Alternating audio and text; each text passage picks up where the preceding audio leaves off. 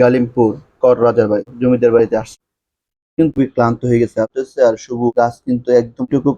দীর্ঘ 6 বছর পর আবারও আসলাম সেই গালিমপুর কর রাজার বাড়িতে।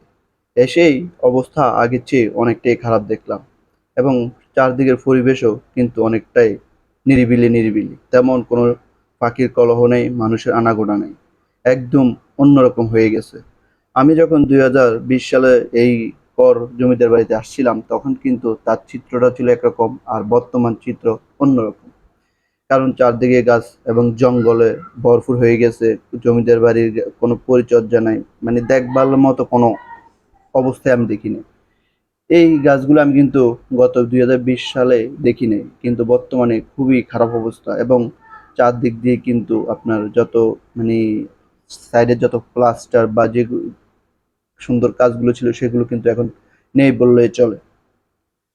কিন্তু বর্তমানে অবস্থা আগের থেকেও খুবই খারাপ, যা আজ দেখলাম। এবং এসে দেখি কর জমিদার বাড়ি উঠানোর মধ্যে কিন্তু ধান শুকাইতেছে এক মুরব্বী। আমার ভাতিজা আমাকে জিজ্ঞেস করতেছে যে এটা কোন জায়গা, তখন আমি তাকে বললাম গালিমপুর কর জমিদার বাড়ি।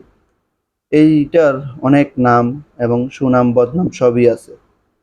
অনেকে এটা নিয়ে অনেক ধরনের মন্তব্য করে থাকে। কর জমিদার বাড়ির যে স্মৃতিটুকু বর্তমানে রয়েছে, সেটাও মনে হয় আর বেশি দিন থাকবে না, কারণ আমি যে অবস্থা দেখেছি বর্তমানে, সেই অবস্থা কিন্তু তেমন ভালো নয়। মানে খুবই খারাপ একটা অবস্থা, নাজেহাল অবস্থা বললে চলে। আর আমার ভাতিজা এদিক দিয়ে উনি কর জমিদার বাড়ি ঘুরতে ঘুরতে খুবই ক্লান্ত হয়ে গেছে, আর প্রচন্ড গরম ছিল। আর বিশেষ করে যেহেতু মানে ঈদের পর সেখানে মানুষের আনাগোনা থাকার কথা, কিন্তু এখন আর মানুষের আনাগোনা তেমন নেই। আর সাইডে কিন্তু অনেক কলা গাছ বলতে হয়, এবং জঙ্গলে ভরপুর।